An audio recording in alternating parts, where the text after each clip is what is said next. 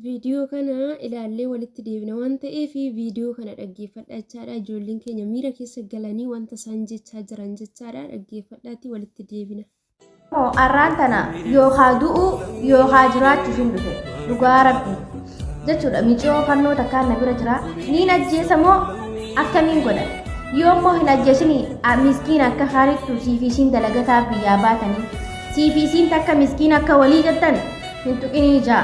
Yoommoo jireenya kiyya feetan yoommoo dhiiga Oromootiif haadha keenya ilmaan keenya gumaa baasinaan jettan an ajjeesee xiyyaafillee du'u ittillee hin qaanfadhu jechuudha. Dhiiga Oromoo teenyaa baasee dhiiga saba kiyyaa baasee yoonii fi xiyyaafillee du'e jechuudha.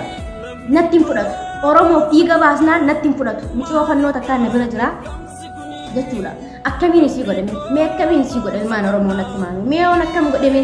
Dhiiga harmee teenyaa giseen akkatti ilaalee ilmaan keenya gisee akka qalamaa jiraachaa dhiigaan faca'aa jiraatan ani natti tolaa nyaata wajjin nyaachuun natti tolaa gattaa'ee nyaata wajjin nyaachuun nanni tolaa fi dura nanni tolaa ilmaan Oromoo mee akkamiin isin godha yookaan du'u yookaan jiraachuu hin dhufe viidiyoo tana biroo kutinaa hundi keessanuu miicoona jalatti argitan kun fannoodha mee akkamiin isin godha ilmaan Oromoo akkamiin isin godheen fayyamee harmeen keenya rakkachaa ilmaan keenya rakkachaa dhumaa jechuudha booyaa jiraatan. Akkamiin isin godha? Nagaan waaqayyo isiniif haa baay'atu akkam jirtu nagaa keessanii an nagaadha rabbiin galannaa ta'u isinis nagaa akka taatan abdiin qaba. Egaa nagaadhuma jenna abbaan nagaa waaqayyoodha.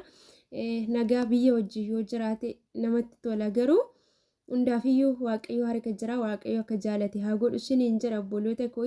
Namoonni gara chaanaalii kanatti haaraa dhuftan subscribe gochuudhaan gara chaanaalii keenyatti dabalamaadha. Baga nagaan dhuftanii warri immoo duraan na wajjin turtan na jajjabeessaa guddaa galatooma isiniin jira. Ammallee turtiin keessan na wajjin haa ta'u isiniin jira obboloota koo. Har'a viidiyoo gabaabaa ijoollota mana madaamii yookiis immoo biyyoota harabaa keessaa namoota wajjin gibbii tokko keessa haa ta'u mana tokko keessa haa ta'u qomoo garaagaraatiin jara wajjin warra mana keessa hojjetaniif viidiyoo gabaabaa kana waraabuudhaaf dhufeen jira. Sababni isaayyuu haalli sooshaal miidiyaa kanarra deddeebi'aa jiru baay'ee kan nama sodaachisudha. Isarratti yaada koo ammana keessa dhufe jechaadha. Obboloonni keenya booda miidhamaniitu boo'urra duraan dursinee wanta tokko walitti himuun bareeda jedheetiin isiniin jedha obboloota koo. Kanaaf isinillee tarii tokko baa keessan hojjechuu dandeessu namoota akkas akkasiitinillee gadi baatanii wal arguu dhiisuu dandeessu jechaadhaan fakkeenyaaf namuudhaan waliin argu warra akkasii kanaanii mucayyoo takkitti jira ishiidhaan walan arga ishiin immoo qomoo kiyya jechaadha. Kanaaf adaraa keessanii obboloota keessanii fi sheer godha viidiyoo kana isiniin jedha obboleessi keessan akka hin miidhamneef.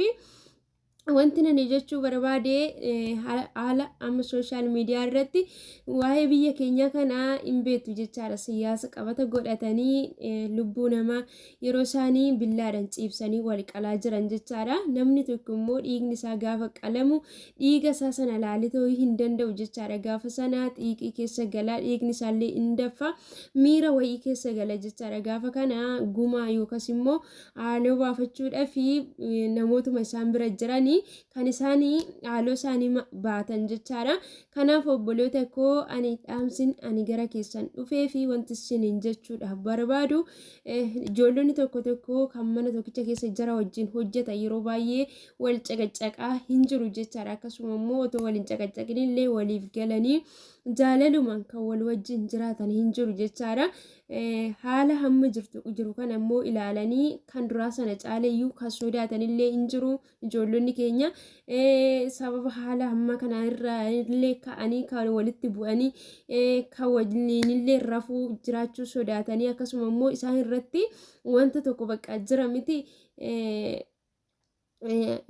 gumaa baafachuudhaaf jechaadha kan isaanii irratti xiyyeeffatanii. Isa kanarratti maal jechuun barbaade isinii kan deemtanii fi hojiidhaaf jechaadha. Hojiidhaaf deemtanii ishiinis warri wajjin jiraattan sun lamaan keessaniyyuu miskiinota jireenya keessan jijjiiruudhaaf gara biyya namaa deemtadha jechuudha. Kanaafiyyuu isinii yoo wal ajjeestanis yoo wal reebdanillee yoo wal loltanillee bu'aan keessan hin jiru waan ta'eef ijoollonni keenya warra akkasitti sin rakkisu sana kana biraa yoo isin mijatee fi mana biraa jijjiirradhaa isiniin jedha. Yoo isin mijanne yoo ta'es jabaadhatoo obsaatii hojii keessan hojjedhaa malee gola namaa keessatti adaraa keessan waliin lolinaadha.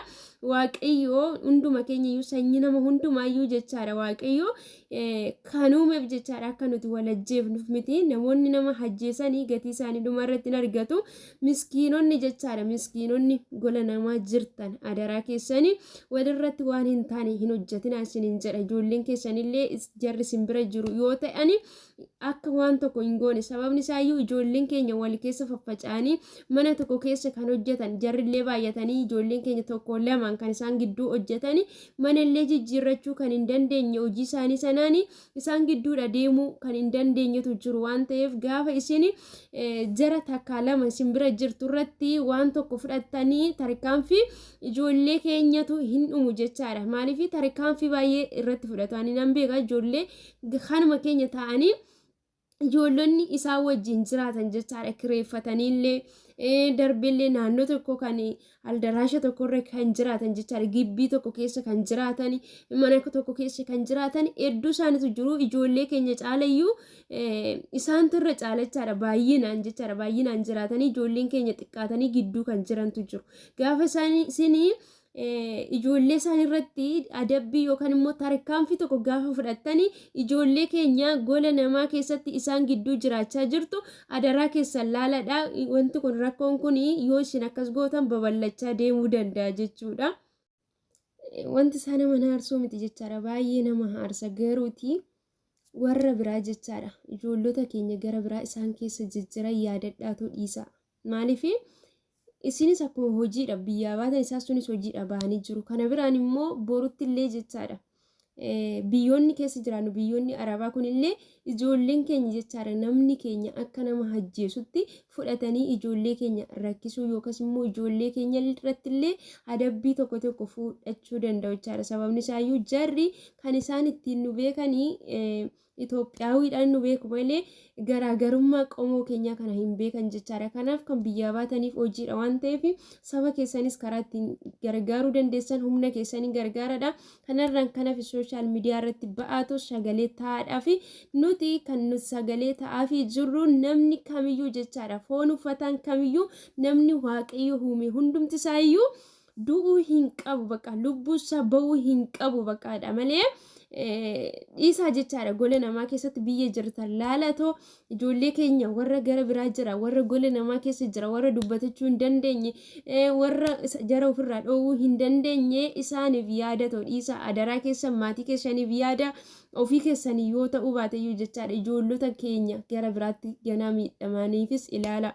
Wanti kun ijoollee Oromoo jala qabdaniirtu adabbii akkasii yookaas immoo tarkaanfii akkasii irratti fudhattanii jala qabdaniirtu taananii namni hundumtiyyuu isaan jarrisi xiiqeffannaadhaan ka'u waan ta'eef gola namaa keessatti ijoolleen keenyas kasaanitis hin dhumti waan ta'eef wal fixuu ta'a malee kuni furmaanni hin jiru waan ta'eef adaraa waan akkasii kanarraa of eeggadha. Namoonni jara gidduu jiraattanii yeroo hundumaa immoo isinitti gamanii jara bira jirtanitti himadhaatoo yookaan biraa jijjiirama yookaan immoo